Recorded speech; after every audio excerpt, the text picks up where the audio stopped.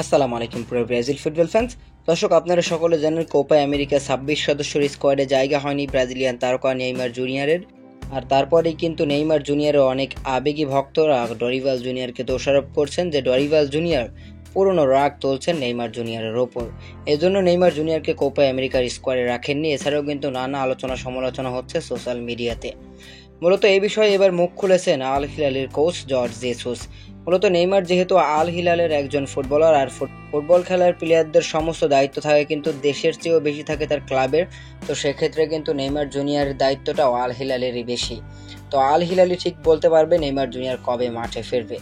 তো এরকম একটা পরিস্থিতির মুখে জর্জ জেসুস, আল হিলালের কোচ, তিনি কিন্তু একটা প্রশ্নের সম্মুখীন হয়েছিলেন যে নেইমার জুনিয়র কেন কোপা আমেরিকার স্কোয়াডে থাকলো না, নেইমার জুনিয়র মূলত মাঠে ফিরবেন কবে।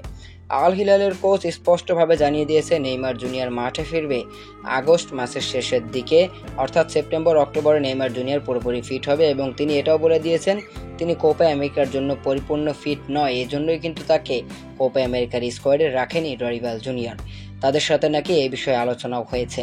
মূলত এবার অন্তত স্পষ্ট হয়ে যায় যে নেইমার জুনিয়র আসলে এখনও ইনজুরিতে আছেন, তার ইনজুরিটা এখনও পুরোপুরিভাবে সারেনি। অনেকেই দেখছেন যে নেইমার জুনিয়র ট্রেনিং করছেন, রানিং সেশন করছেন, জিম করছেন। তার মানে এই নয় যে নেইমার জুনিয়র দীর্ঘ 8-9 মাস পর এসে কোপা আমেরিকার মতো একটা মেজর টুর্নামেন্ট খেলবে। তো এখানেই স্পষ্ট করে দিল আল হিলালের কোচ জর্জ জেসুস যে নেইমার জুনিয়র মাঠে ফিরবে এখনো দেরি আছে। তো আগস্ট মাসের শেষের দিকে অর্থাৎ সেপ্টেম্বর অক্টোবরে আমরা পরিপূর্ণভাবে নেইমার জুনিয়রকে ব্রাজিলের জার্সিতে দেখতে পাবো বিশ্বকাপ বাছাই পর্বের ম্যাচ দিয়ে।